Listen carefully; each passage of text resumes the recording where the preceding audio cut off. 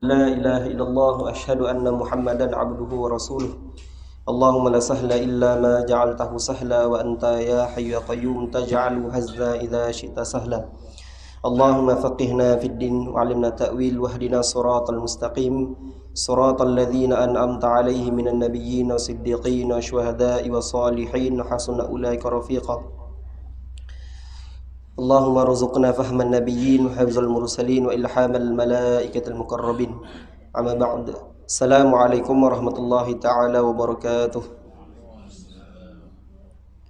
Yang dimuliakan kepada Tuan Nazir, Tuan Imam, Tuan Bilal dan sekalian muslimin muslimat hadirin hadirat yang dirahmati Allah Subhanahu wa taala.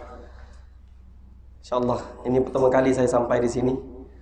Pertama kali berkuliah di sini atas jemputan daripada pihak SJK Surau.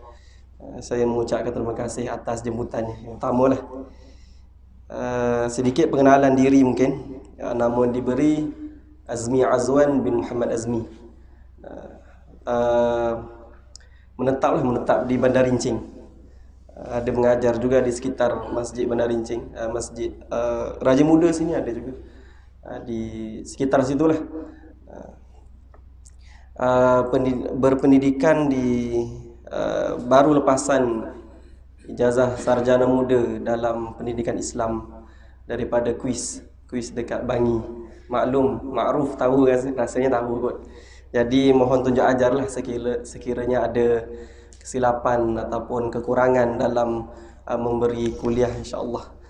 Kebiasaannya saya bagi kuliah tentang teori tajwid, Al-Quran, jenis-jenis bacaan, bentuk-bentuk bacaan, kesalahan, tajwid, lebih kepada Al-Quran sebenarnya lah. Tapi pihak AJK minta berikan kuliah dengan tajuk takwa. Bila sebut tentang takwa ni tuan-tuan dan puan-puan, dia skopnya sangat besar. Takwa ni maknanya meluas.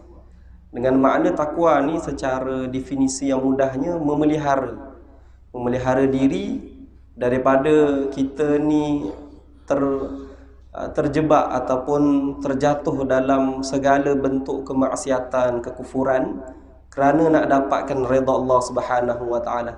Itu adalah definisi secara meluas makna takwa. Maknanya mudah memelihara diri.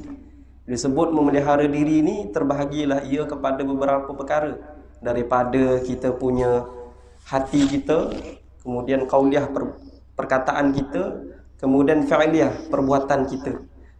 Memelihara diri ni bukan ada orang dia hanya memelihara perbuatan sahaja. Dia jaga perbuatan dia, tak pergi ke tempat-tempat yang tak baik, hari-hari pergi masjid, tapi qauliyah tak jaga. Percakapannya banyak mengata orang lain lah. Ada orang kata-kata terjaga tapi hati dia tak terjaga. Mudah sungguh suuzon kepada orang lain. Ni pergi masjid ni macam pertama kali. Gitu.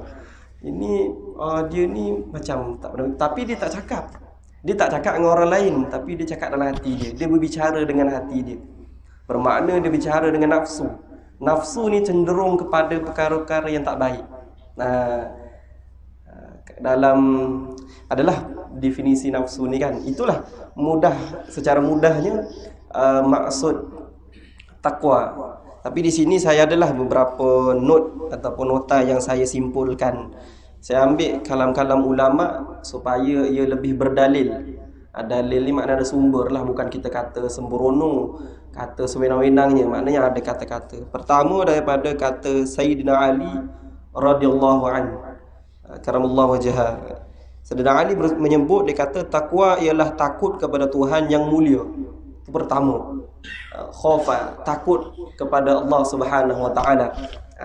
Takwa ni ada juga yang menyebut gerun, takut. Sampaikan kita kena memelihara diri kita, perbuatan, hati, percakapan dari perkara-perkara yang tidak diredai Allah Subhanahu wa taala. Itu makna takwa. Dia kata takut kepada Tuhan yang mulia, beramal dengan kitab yang diturunkan. Setiap nabi membawa agama Islam, tak ada nabi yang bawa agama lain. Innad-din Islam kan disebut dalam Quran. Jadi semua nabi membawa Al-Quran, kalimah syahadah, la ilaha illallah. Nah, begitu. Jadi diturunkan kepada kita, kepada Nabi Muhammad sallallahu alaihi wasallam, dan sampai kepada kita secara mutawatir, secara jalan yang banyak. Maknanya tak ada pergolakan, maknanya tak ada ikhtilaf lah. Maknanya kita yakin Al-Quran sampai kepada kita. Nah, begitu.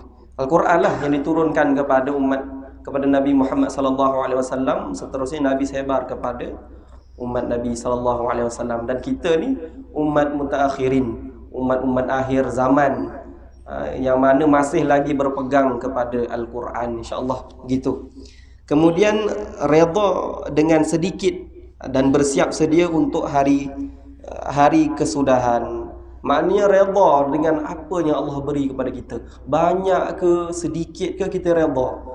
Ada orang tuan-tuan dapat macam-macam dalam kehidupan dia, tapi dia tak bersyukur. Masih tak ada keredaan. Maknanya dia tak redha, kenapa aku dapat banyak ni? Sepatutnya aku dapat banyak lagi, dia kata. Ada orang dapat sedikit, tapi itulah yang paling banyak dia rasa. Itu berbeza pada tahap takwa bagi seseorang. Orang yang bertakwa pasti lahir dalam diri dia kesyukuran kepada Allah Subhanahu wa taala. Pasti keimanannya itu kuat. Keyakinan kepada Allah Subhanahu wa taala, dan bersiap sedia untuk hari kesudahan. Orang yang bertakwa ni tuan-tuan, dia sentiasa prepare kepada hari kesudahan ataupun penamat hidup dia. Dia kata ajal kita lah tuan-tuan. Saya yang muda ataupun tuan-tuan yang lebih berumur dari saya, belum tentu saya lambat lagi, kan? Tak tahu malam ni ke, begitu. Kullu nafsin dha'iqatul maut. Setiap yang bernyawa pasti akan mati. Itu kita keyakinan, tuan-tuan. Tapi bila? Rahsia Allah Subhanahu wa taala. Saya teringat kata Sayyidina Ali, disebut al-yaumul amal wal ghadan lil hisab. Dia kata, hari ini ibaratnya tuan-tuan, kata Sayyidina Ali, hari ini kita beramal, esok hisab. Itulah umpama kehidupan kita. Hari ini kita beramal, esok hisab. Maknanya tak ada excuse. Non-stop kita kena sentiasa prepare amal kita. Kita kena sentiasa menjaga perbuatan kita. Kena sentiasa menjaga kata-kata kita daripada setiap perkara. Maknanya kena sentiasa improve amalan kita. Sebab apa? Belum tentu. Kata wal ghadan lil hisab. Esok hisab, ibarat dia. Ibarat ni maknanya umpama. Itulah ibarat orang yang perlu beramal. Itu antaranya kata Sayyidina Ali. Dan disebut juga oleh At-Talaq bin Habib rahimahullahu taala. Dia berkata, takwa ialah amalan dengan ketaatan kepada Allah Subhanahu wa taala. Takwa ialah amalan dan ketakwaan kepada Allah Subhanahu wa taala. Itu maknanya amalan ni kena selari dengan ketakwaan. Adakah orang bertakwa tapi tak beramal? Tak ada, tuan-tuan. Adakah orang beramal tapi tak bertakwa? Tak ada, tuan-tuan. Dia mesti seiring, mesti berjalan selari. Orang yang beribadah dan sebagainya lah. Kemudian disebut juga oleh Abu Hafs rahimahullahu taala, berkata, takwa hanya pada perkara yang halal semata-mata, bukan yang selainnya. Maknanya perkara-perkara halal ni ketakwaan. Maknanya benda-benda yang tidak termasuk juga bukan benda yang syubhat. Itu adalah ketakwaan kita kepada Allah Subhanahu wa taala. Dan selainnya perkara yang makruh ke, syubhat ke, lagilah haram, itu bukan ketakwaan. Maknanya itu kita telah melakukan sesuatu perkara yang dilarang oleh Allah Subhanahu wa taala. Dikatakan juga, dia kata di sini, takwa mempunyai beberapa peringkat. Nah, ini paling penting. Takwa bagi orang awam, iaitu selamat daripada kesyirikan. Takwa bagi orang awam adalah selamatkan diri daripada kesyirikan. La tusyrik billah.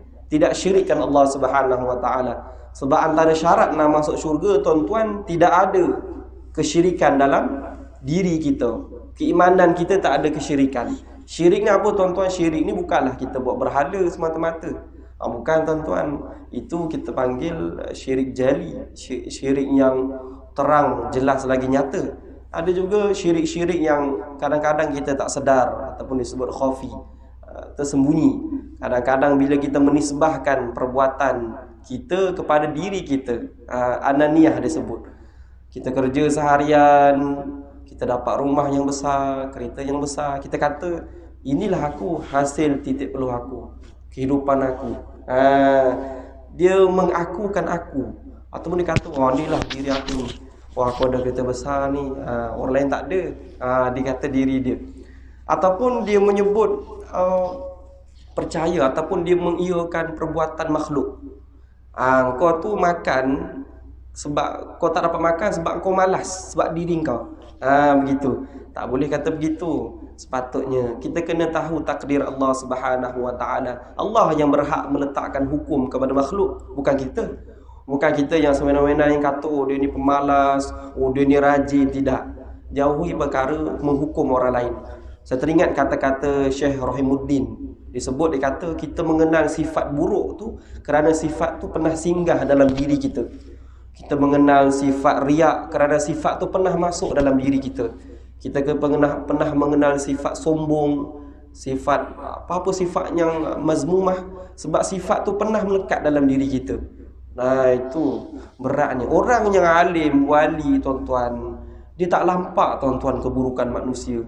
Sebab tu dia berterusan mengajar, tak kira sesiapa. Hari ini orang mengajar pilih je tuan-tuan. Nah, aku nak mengajar yang gini saja, tak nak yang ni. Kita kadang-kadang orang datar rambut gerbang-gerbang, tatu-tatu kan. Kita kata ini ahlun nar. Kita kata astagfirullah, jauhkan daripada perkara macam ni. Ataupun kata-kata yang boleh menyebabkan kita ni sebenarnya telah melakukan syirik yang kecil. Begitu, bahaya di situ tuan-tuan. Nah, kemudian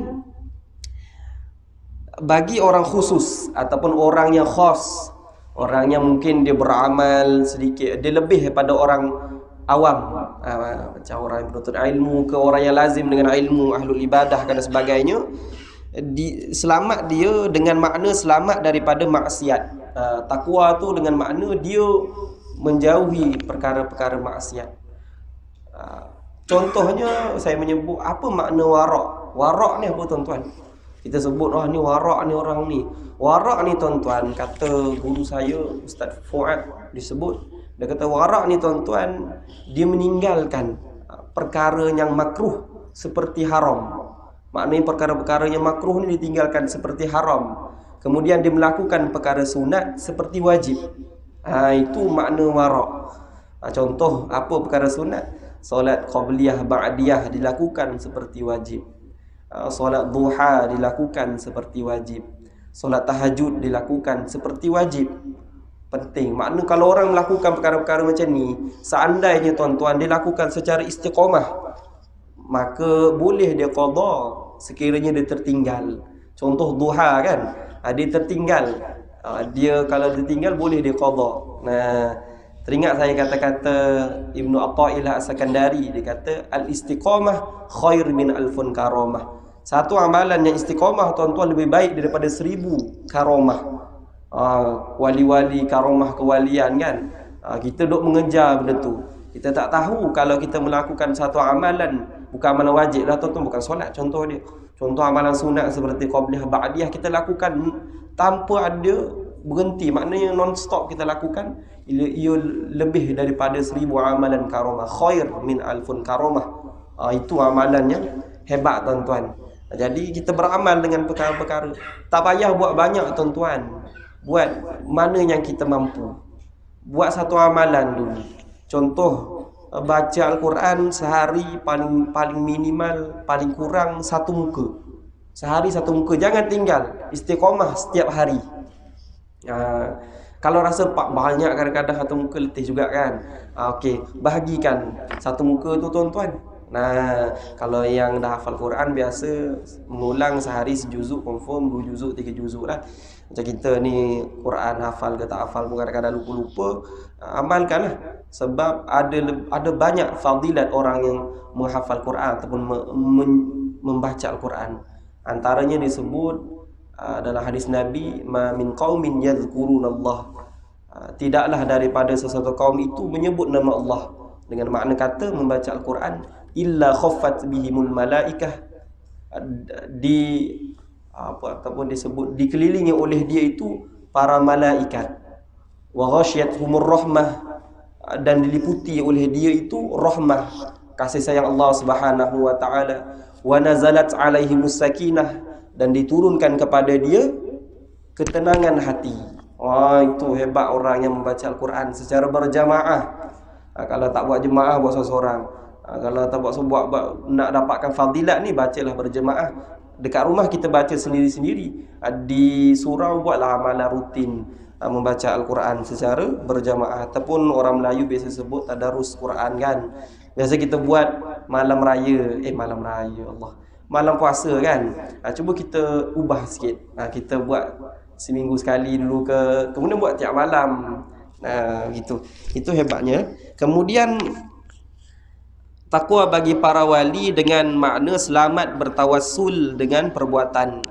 Dan bagi Nabi, takwa dengan selamat nisbah perbuatan apabila takwa mereka daripadanya kepadanya, daripada Allah kepada Allah Subhanahu wa taala. Itu bermakna, itu antara kata-kata yang saya ambil lah, mungkin boleh menjadi pedoman kepada kita makna takwa.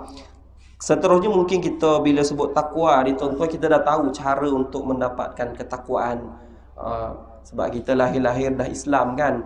Jadi mungkin kita perlu tahu kelebihan orang yang bertakwa. Ini banyak kita kena tahu apa kelebihan orang yang bertakwa.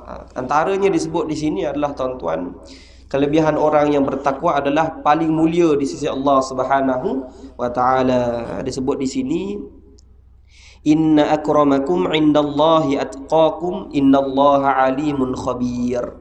Sesungguhnya yang paling mulia di antara kamu di sisi Allah ialah orang yang lebih takwanya antara kamu. Dalam surah Al-Hujurat ayat 13. Inna akramakum indallahi atqakum innallaha alimun khabir. Orang yang paling mulia di antara kita ni tuan-tuan adalah orang yang paling hebat takwanya. Jadi siapa orang yang paling hebat takwanya? Tentulah Nabi Muhammad sallallahu alaihi wasallam. Jadi kita ni tuan-tuan yang umat mutaakhirin ni tuan-tuan, yang jauh daripada Nabi ni tuan-tuan, kena usahalah untuk mendapatkan ketakwaan yang hebat tuan-tuan, dengan menjaga keimanan kita kepada Allah Subhanahu wa taala. Begitu. Itu antaranya kelebihan orang yang bertakwa, paling mulia di sisi Allah Subhanahu wa taala. Jadi nakkan mulia di sisi Allah, bertakwalah kepada Allah Subhanahu wa taala. Tuan-tuan, kita masuk syurga dengan cara macam mana? Kita masuk syurga dengan solat ke? Kita masuk syurga dengan baca Quran? Kita masuk syurga dengan menunaikan haji? Tidak tuan-tuan. Itu hanya tugas kita kepada apa yang Allah arahkan. Kita masuk syurga dengan kasih sayang Allah Subhanahu wa taala. Amalan yang banyak bukan penentu kita ni syurga, tuan-tuan. Itu kena faham. Ada orang amalan dia banyak, bertambah riak dalam diri dia. Makin banyak. Ni bukan kata surau dekat Mongolia. Haji, baru balik haji. Tak panggil haji, mengamuk dia. Kau tak panggil aku haji ya? Nak juga gelaran haji tu. Itu antaranya. Orang yang paling dikasihi Allah Subhanahu wa taala, paling mulia ni dekat paling Allah sayang lah, orang yang hebat takwanya. Begitu. Dan yang kedua adalah diterima amalannya. Orang yang bertakwa ni tuan-tuan, diterima amalannya.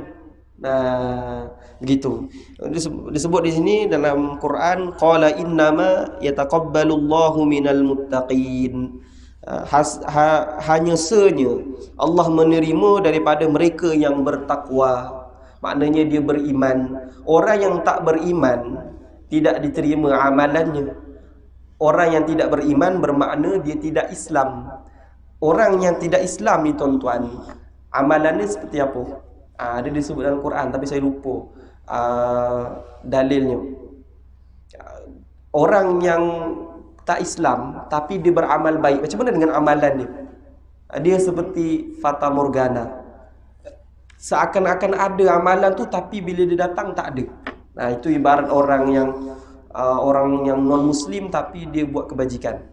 Apa jadi kalau orang yang beribadah tapi tak ada ilmu? Dia tak ngaji tapi dia solat, dia ngaji, dia tak berguru tapi dia buat je. Apa jadi? Ini disebut haba'an mansura, seperti abu yang berterbangan. Bahaya tuan-tuan. Sebab tu perlu mengaji. Mengaji ilmu, perlu menuntut ilmu. Sampai mati pun kena menuntut ilmu. Dan ilmu ni tuan-tuan, menuntut ilmu ni antara jalan ke syurga. Nah, hadis Nabi SAW, Nabi sebut, man salaka tariqan yaltamisu fihi ilman sahalallahu lahu tariqan ilal jannah. Man salaka tariqan siapa yang berjalan di satu jalan menuntut ilmu, sahalallahu lahu tariqan ilal jannah, Allah akan permudahkan jalan dia ke syurga. Itu penting tu, mengaji ilmu. Ngajilah ilmu apa-apa pun tuan-tuan, jangan nyantik. Yang penting ilmu syariat lah, ilmu-ilmu yang betul lah. Jangan ilmu-ilmu makrifat lepak apa semua. Makrifat betul ilmu, yang tak bolehnya makrifat yang melepak-lepak tu. Banyak dipining. Itu janganlah tuan-tuan. Jangan nak majzub sangat. Jadi kena ngaji ilmu biar betul. Bila ilmu tu betul, metodnya betul, insya-Allah mudah jalan kita ke syurga. Dengan ketakwaan lah tuan-tuan. Kita pertama tuan-tuan, bukan kita mengharap syurga tuan-tuan. Kita pertama kena benda yang mindset dalam fikiran kita. Bila kita beramal, bukan kita mengharap syurga sahaja. Pertama kita kena mengharap kasih sayang Allah. Kita kena mengharap redha Allah, itu yang pertama. Ada orang kita, kalau budak-budak tak apalah tuan-tuan, kenapa belajar ni? Nak masuk syurga. Kita ajar macam tu kan. Saya ajar budak-budak tuan-tuan, ajar di sekolah. Kenapa kau ni beramal solat ni? Nak masuk syurga?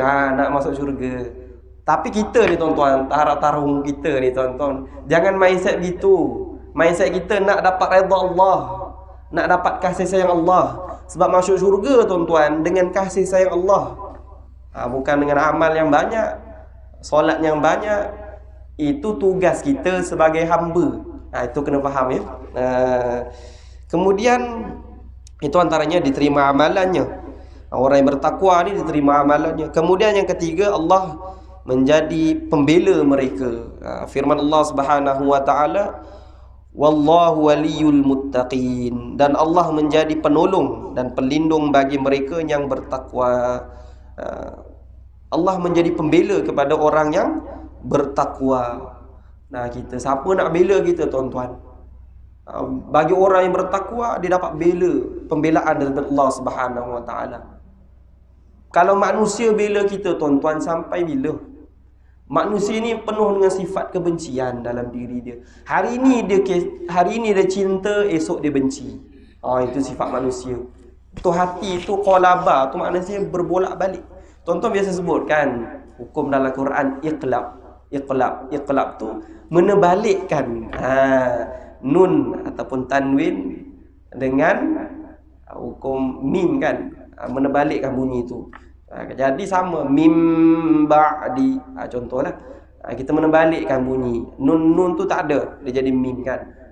Menebalikkan. Lagilah hati manusia ni, dia tak tetap, dia bukan statik. Dia bukan sikit-sikit bergerak. Kata saya pernah dengar, saya lupa nama orang yang menyebut ni, dia kata hati manusia ni ibarat air yang sedang menggelegak. Itulah dia macam tu. Kejap ni. Kadang-kadang sebab itulah kita susah nak buat decision. Nak tetapkan satu perkara tu susah. Kadang-kadang dah tetapkan rasa macam tak betul aku buat tu. Kata gitu. Jadi pentingnya mendapatkan pembelaan Allah Subhanahu wa taala. Jadilah orang yang bertakwa. Kemudian yang nombor 4, bagi mereka jalan keluar terhadap masalah. Sebut dalam Al-Quran ni tuan-tuan biasa baca, saya confirm mesti ada kat rumah bergantung. Ayatnya, wa may yattaqillaha yaj'al lahu makhraja. Duk tampar kat rumah duk tak faham. Hari ni kita faham ayat ni, panjang tuan-tuan ayat ni. Wa may yattaqillaha yaj'al lahu makhraja. Maknanya, sesiapa yang bertakwa kepada Allah Subhanahu wa taala, nescaya Allah akan menyediakan baginya jalan keluar, yakni dari segala perkara yang menyusahkannya. Itulah. Jadi orang yang kita jangan sekadar tampal lah tuan-tuan. Jangan sekadar gantung. Maknanya jadikan amalan bacaan kita ayat tu. Macam saya dulu kecil-kecil kan. Kalau nak makan ya, ibu saya suruh hafal ayat kat dinding. Dia kata suruh baca banyak kali. Saya pun baca, tak faham pun baca. Jadi kita pun hafal. Seronoklah. Jadi bila kita dah besar ni, kita perlu memahami makna. Itulah makna ayat tu lah. Kalau kena mamak-mamak, kena mamak, kena mana-mana mesti ada tampal ayat ni. Orang kata ayat pembuka rezeki kan. Maknanya pemudahkan urusan. Bagi orang mereka yang bertakwa ni, Allah akan keluarkan terhadap masalah. Allah akan permudahkan urusan seharian dia. Jadi kan amalan maknanya dengan ketakwaan. Kemudian kepada mereka, nombor 5, kepada mereka rezeki daripada jalan yang tidak disangka-sangka. Ayat juga sama. Wa yarzuquhu min haitsu la yahtasib. Iaitu serta memberinya rezeki dari jalan yang tidak terlintas di hati. Tak khatir di akal, Allah bagi rezeki. Makna kata tawajuh lah tuan-tuan. Berserah diri sepenuhnya kepada Allah Subhanahu Wa Taala. Kerja kena kerja tuan-tuan. Usaha kena usaha. Tetapi bukanlah kita yakin dengan kerja kita, dengan perbuatan kita itu yang mendatangkan rezeki. Itu maknanya rezeki ni belum tentu dia datang daripada jalan yang tidak disangka-sangka.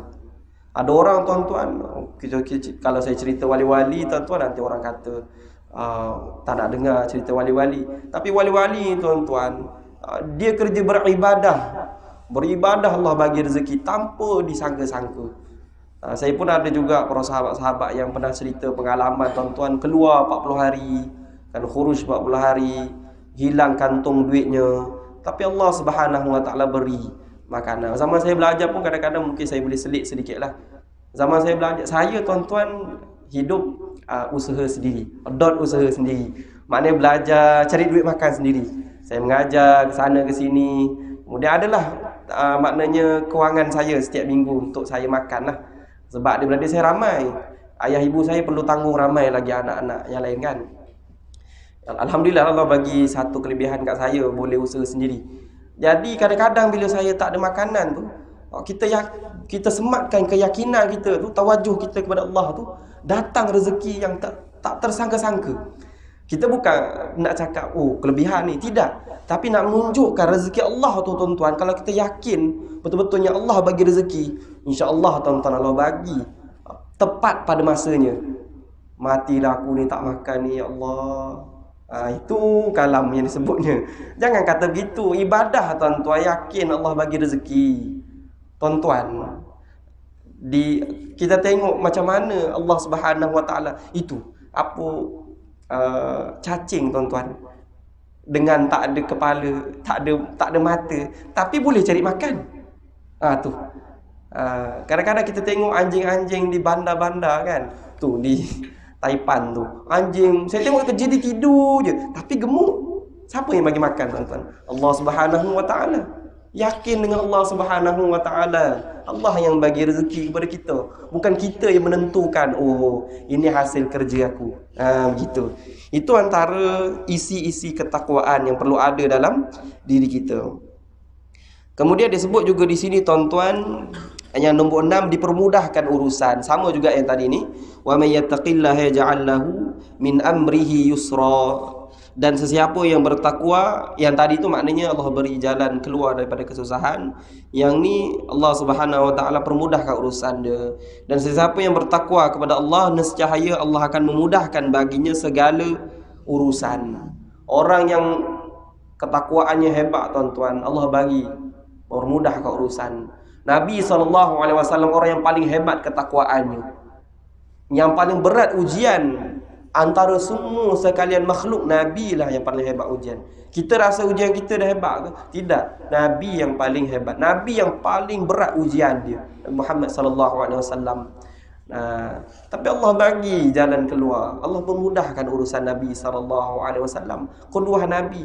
Kita asyik lihat perkara yang dah jadi, tapi kita tak tengok perbuatan Nabi yang sebenar-benarnya yang boleh meningkatkan ketakwaan kita kepada Allah Subhanahu Wa Taala. Nombor 7 tuan-tuan, akan dihapuskan segala kesalahan serta dibesarkan pahala. Di dalam Al-Quran Allah Subhanahu wa taala menyebut, "Wa may yattaqillaha yukaffir anhu sayyi'atihi wa yu'zim lahu ajran." Wa may yattaqillaha yukaffir anhu sayyi'atihi wa yu'zim lahu ajran. Maknanya, dan ingatlah sesiapa yang bertakwa kepada Allah, nescaya Allah akan menghapuskan kesalahan-kesalahannya dan akan membesarkan pahala balasannya. Ini bagi orang yang bertakwa, Allah akan menghapuskan kesalahannya ataupun perbuatan-perbuatan kesalahan kita, tuan-tuan. Maknanya kesalahan kita dengan Allah, kesalahan kita dengan makhluk, kita kena minta maaf dengan makhluk, tuan-tuan. Sebab tu berat yang kita kena faham, tuan-tuan. Kalau kita buat kesalahan dengan Allah besar mana pun, kita boleh taubat kepada Allah Subhanahu wa taala. Allah berat mana pun apa kesalahan kita lakukan, kalau kita bertaubat, tubu ilallah taubatan nasuha, Allah akan maafkan, tuan-tuan. Tapi perbuatan dengan makhluk kecil mana pun, tuan-tuan, kita kena cari je orang tu, kena minta maaf. Itu sebab tu, tuan-tuan, kadang-kadang kita kena pandailah uzlah dengan makhluk. Tak bolehlah kita sentiasa bergaul dengan manusia, tu satu kelebihan. Tetapi ada masa kita perlu beruzlah. Uzlah ni maknanya menyendirikan diri daripada makhluk, supaya kita ni dapat selamatkan diri kita. Nah, begitu. Jadi Allah yang akan menghapuskan segala kesalahan. Kemudian nombor 8, tuan-tuan, takwa sebagai sebaik-baik bekalan. Fa inna khairaz zadit taqwa. Fa inna khairaz zadit taqwa. Maknanya, kerana sesungguhnya sebaik-baik bekal itu ialah ketakwaan. Takwa sebaik-baik bekalan kita menuju ke alam sana. Ketakwaan, jaga ketakwaan kita, keyakinan kita, iman kita kepada Allah Subhanahu wa taala. Menjaga ketakwaan kita sebaik-baik bekalan. Sebaik-baik bekalan ni maknanya itulah yang perlu kita jaga sangat-sangat. Itulah yang paling terbaik. Nah, begitu.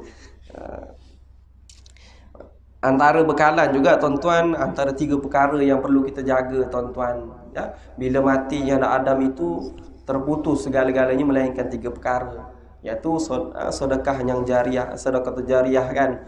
Kemudian doa anak yang soleh dan ilmu yang bermanfaat. Sedekah ni, tuan-tuan, biasa amalkanlah. Tuan-tuanmu kenal bapak mutu saya rasanya, Ustaz Ahmad Nur Zaimi. Nah, gitu. Kemudian itu biasalah buat sedekah ke wakaf Quran dan sebagainya. Tak payah banyak, sikit tapi konsisten. Setiap tahun ada buat. Kemudian doa anak yang solehah. Saya pun baru dapat seorang anak cahaya mata. Nah, kita pun doalah, kita didiklah dia dengan cara yang terbaik, supaya dia ni bila besar selalu ingat kat kita. Kalau dia ni besar ingat kat kita, minta duit, itu lain, tuan-tuan. Anak begitulah. Tapi bila kita mati, tuan-tuan, dia tak lupa untuk ziarah kita di kubur. Letaklah orang nak kata kuburiun ke, tak boleh ziarah kubur tu, pergi letak dia. Kita ziarah kubur ni untuk mengingatkan kita kepada kematian. Antara cara nak membersihkan hati yang berkarat. Hati manusia ni dia umpama besi, dia cepat berkarat. Jadi antara cara nak bersihkan hati yang berkarat dengan cara mengingati mati. Ziarah kubur mengingati mati. Adakah orang pergi kubur tak ingat mati, tuan-tuan? Tak ada, tuan-tuan. Saya jauh kubur, Allah, bila kejap lagi aku masuk sini ni, Allah. Gitu. Kemudian yang kedua, membaca Al-Quran. Itu cara untuk membersihkan hati yang berkarat. Gitu. Itu maknanya kena ada doa anak yang soleh. Kemudian yang ketiga adalah ilmu yang bermanfaat. Ilmu yang bermanfaat ni macam mana? Ilmu yang bermanfaat ni, kita belajar menuntut ilmu dan kita sampaikan. Kalau kita belajar ilmu, kita manfaatkan untuk diri, kita mati, habislah macam tu. Yang maksud bermanfaat ni, tuan-tuan, kita belajar dan kita sampaikan kepada orang lain. Tak payahlah sampaikan benda-benda yang besar yang kita tak yakin. Kita sampaikanlah perkara-perkara kecil. Masuk masjid, masuk surau kaki kanan, gitu. Ambil wudu, mulakanlah dengan perkara yang sunat, gitu. Perkara yang sikit-sikit. Ataupun macam saya mengaji Quran kan, mengajar Quran. Saya mengajar bahagian makhraj huruf dan sifat huruf. Jadi kita pun ajar-ajar, saya kata nanti Kalau untuk kita dobit, ingat apa yang kita belajar sampaikan. Oh, huruf shin, macam mana cara sebut? Tafashi, berterabu sifat dia. Bila kita sebut huruf shin ni sifat dia tunggal, tafashi. Gitu. Jangan sebut nama syaitan kan? Bukan setan, syaitan. Jadi itu sifat dia. Jadi dia akan ajar kepada orang lain. Selain daripada ilmu tu akan melekat di fikiran dia, dia dapat juga menyempurnakan perkara, iaitu manfaatkan ilmu dia, iaitu kan mengajar orang lain tu beramal dengan ilmu dia. Itu maknanya ilmu yang bermanfaat. Begitu. Jadi supaya dia tak terputus. Bukan kita ada orang dia mengaji tapi dia beramal untuk diri dia sahaja. Tak ada dia nak menyampaikan kepada orang lain. Untuk diri dia sahaja. Tak boleh dalam begitu. Kita mengajar ataupun kita menyampaikan dakwah bukan tunggu kita dah alim. Bukan kita dah tunggu ilmu di dada penuh. Tak ada orang yang ilmu penuh di dada, tuan-tuan. Ilmu Allah ni, tuan-tuan, terlampau meluas. Kita duk bahas satu huruf hijaiyah pun memakan masa setahun pun boleh jadi. Nak menunjukkan ilmu ni terlampau meluas. Jadi jangan tunggu penuh ilmu di dada, tapi sampai saatnya sampaikanlah ilmu. Yang penting kita sahihkan betul-betul, betulkan ilmu tu, baru kita sampaikan. Begitu. Kemudian, tuan-tuan, nombor 9, takwa menjadi sebaik-baik pakaian. Pakaian orang yang hebat ni, tuan-tuan, pakaian dia adalah ketakwaan. Allah Subhanahu Wa Taala berfirman, walibasut taqwa dzalika khair. Dan pakaian takwa itulah yang sebaik-baiknya. Maknanya apa? Tadi kan kita dah sebut apa makna definisi takwa, iaitu memelihara diri. Jadi orang yang berpakaian takwa ni, tuan-tuan, orang yang sentiasa memelihara diri dia daripada tidak melakukan kemaksiatan dan sentiasa mencari redha Allah Subhanahu Wa Taala. Itu pakaian takwa. Bukan macam saya, tuan-tuan, berjubah, berserban, kopiah tebal-tebal. Itu bukan pakaian takwa. Pakaian takwa ni dia tidak terzohir pada mata, tetapi zohirnya pada akhlaknya. Akhlak mana? Akhlak perbuatan, akhlak hati dia, akhlak percakapan dia. Itu pakaian ketakwaan. Seperti contoh yang mulia, yang agung, contoh yang ada pada Rasulullah sallallahu alaihi wasallam. Itu pakaian ketakwaan. Kemudian nombor 10, kalau dah azan, maklum ya, tuan-tuan, tunjuk tanda berhenti kita. Kemudian nombor 10, Allah akan memberikan ilmu. Wattaqullaha wa yu'allimukumullah. Oleh itu hendaklah kamu bertakwa kepada Allah dan Allah mengajarmu. Ini bukan tafsir sembarangan, tuan-tuan. Kadang ada orang kata kita ni mengaji ilmu makrifat, nanti Allah bagi ilmu. Tu yang bagi ilmu bukan Allah, rupanya bagi ilmu iblis. Maknanya kita pakai takwa, kita bertakwa dengan kita mengaji, berguru, baru ilmu tu datang. Walaupun sebahagian sufiah mengatakan ada ilmu yang datang daripada luar, ada ilmu yang datang daripada dalaman. Tapi orang yang datang ilmu daripada dalaman, orang cakap ilmu laduni kan, kasyaf dan sebagainya ni, ini untuk para wali, tuan-tuan, yang hati dia dah bersih, tuan-tuan, yang hati dia, tuan-tuan, dah dapat zauqiyah, tuan-tuan, basirah, dah dapat zauqiyah dari Allah Subhanahu Wa Taala. Itu ilmu dari dalaman. Tapi kita ni, tuan-tuan, nak cara dapatkan ilmu perlu berguru. Begitu. Jangan duk kata aku dapat tadi bisikan mengatakan solat perlu ditambah satu lagi waktu. Ini syaitan punya bisikan, tuan-tuan. Tak ada. Ilmu mesti berguru, tuan-tuan. Itu syarat menuntut ilmu. Arkan, rukun-rukun menuntut ilmu perlu berguru. Al-Quran ke, ilmu fiqh ke, ilmu tauhid ke, ilmu Quran ke, mesti kena berguru. Itu syarat untuk menuntut ilmu. Tak ada ilmu yang datang daripada diri sendiri. Solat tunggal terbalik, solat di akhir waktu, ngaji Quran, makan benda syubhat, katakan ilmu tu datang daripada diri dia. Masya-Allah, ini yang di Pulau Pinang. Siapa nama dia? Tonton mungkin tak tengok kot. Saya tengok lepat. Tak boleh. Pakaian kita, percakapan kita menunjukkan sifat dalaman kita, tuan-tuan. Para tasawuf, orang-orang alim ulama, tuan-tuan, sebab baik contoh pun jaga pemakaian, jaga rambut, tak ada menggerbang-gerbang bagai. Itu. Jadi jaga ya, bagi orang menuntut ilmu perlu berguru dengan, kemudian nak berguru dengan guru yang betul. Jangan main pilih-pilih. Memang ada disebut dalam kitab Ta'alim Tariqat Ta'allum memilih guru. Tapi guru tu biarlah betul-betul. Antara syarat nak pilih guru tu masyhur, nama dia, kebaikan dia, guru tu diketahui kealiman dia, dan yang paling penting kita kena ada rasa minat dengan guru tu. Dia tak boleh antara orang yang tidak beradab menuntut ilmu berpindah-pindah guru. Hari ni dia duduk kat majlis ni menuntut ilmu, tak sedap lah, pindah guru lain. Pindah. Bila kata guru saya tuan-tuan, antara nak tahu kita ni tuan-tuan nafsu kita bagaimana, bila kita kata tak sedap lah ustaz ni kuliah, macam saya lah, tak sedap ustaz ni kuliah, itulah kata nafsu. Bila kata sedap, sedap ustaz ni kuliah, buat kelakar tak habis-habis sampai ke penghujung, itu nafsu lah tuan-tuan. Orang yang betul-betul mengaji tuan-tuan, yang tidak terkait dengan nafsu dia, yang nafsu dia dah tunduk kepada diri dia, tak ada sedap tak sedap dia ngaji sampai ke habis. Bukan nak tunggu sedap gitu. Saya pun hari ni banyak orang, sedap ustaz ni. Macam saya kalau kuliah kadang-kadang baca kitab tak habis-habis baca, tak sedap, esok dia reject lah. Jadi kita janganlah jadi macam itu. Jadilah penuntut ilmu yang betul-betul melazimi guru disebabkan nak menuntut ilmu, bukan nak kelakar-kelakar, tidak tuan-tuan. Tapi di masa zaman-zaman sekarang perlulah guru-guru ni, mungkinlah, ini pendapat saya ya, mungkinlah ada kena sikit-sikit unsur kecindan ataupun kelakar tu kena ada sikit lah, supaya jemaah ni tak boring kan. Kalau guru tu baca, dan begitulah yang dimaksudkan dengan kita itu boring pula kan. Azan lah ke? Kalau dah azan maklum ya. Mungkin yang terakhir tuan-tuan, dia ada dua yang terakhir ni, memperoleh keberkatan orang yang bertakwa ni. Allah Subhanahu wa taala berfirman, "Walau anna ahlal qura amanu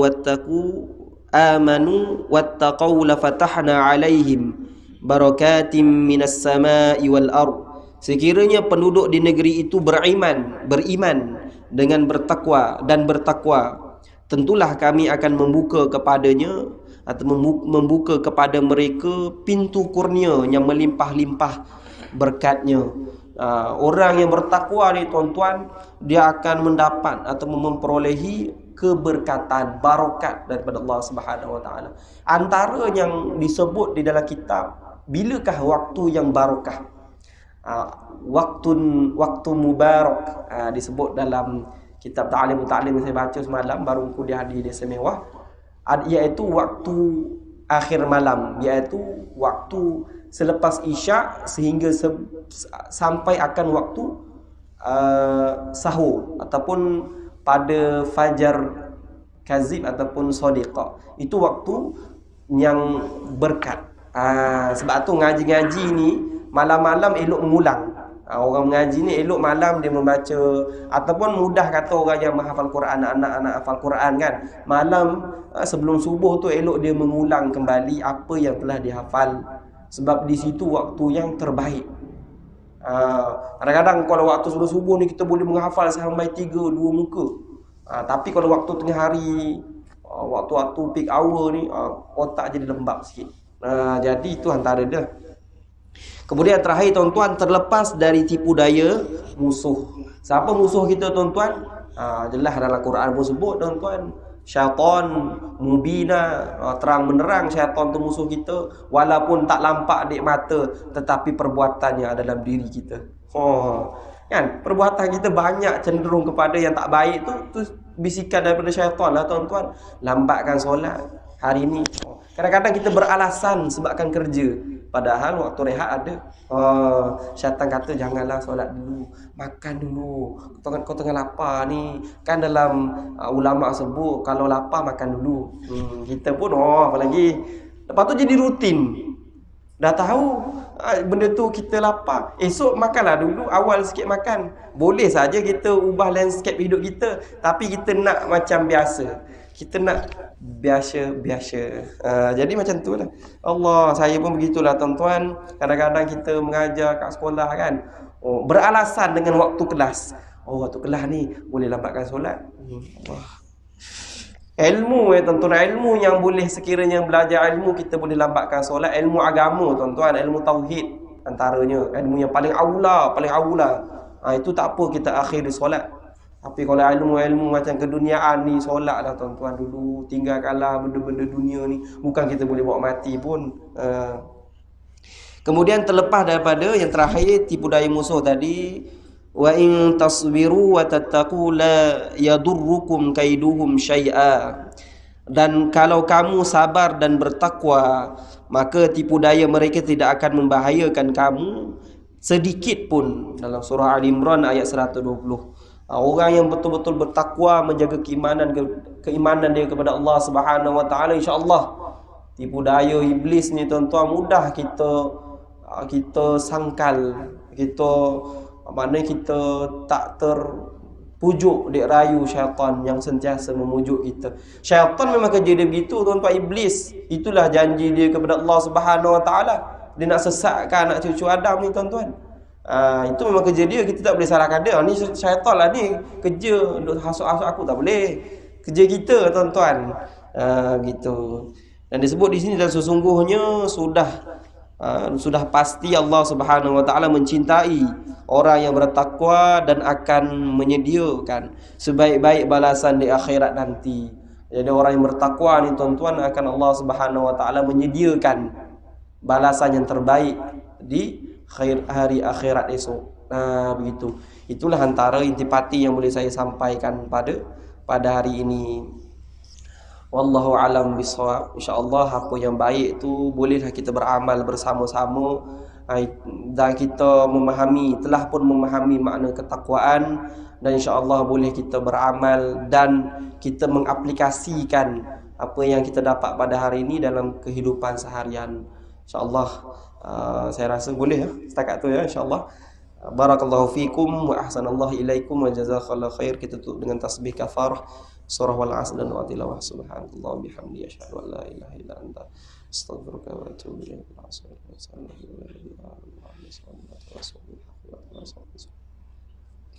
A'udzu billahi minasyaitonir rajim. Bismillahirrahmanirrahim. Allahumma la tad'a fi maqamina hadha ya Allah zamman illa ghafartah wa la hamman illa farajtah wa la daynan illa qadaitah wa la maridan illa syafaitah wa la mubtalan illa afaitah wa la dhalan illa hadaitah wa la musiran illa sartah wa la faqiran illa ghanaitah wa la sa'ilan illa a'taitah wa la ba'idan illa qarabatah wa la 'aduwan illa khazaltahu wa la mujahidan illa sartah wa la 'aziban illa zawajtah wa la hajatan min hawa'i dunya wa la akhirah laka fiha ridha wa lana fiha salahun illa qadaitah wa sartah ya Allah ya rabbal alamin. Amin ya rabbal alamin. InsyaAllah tuan-tuan, terima kasih. Yang baik tu datang daripada Allah Subhanahu wa taala dan yang buruk tu datang daripada diri saya sendiri. InsyaAllah terima kasih semua.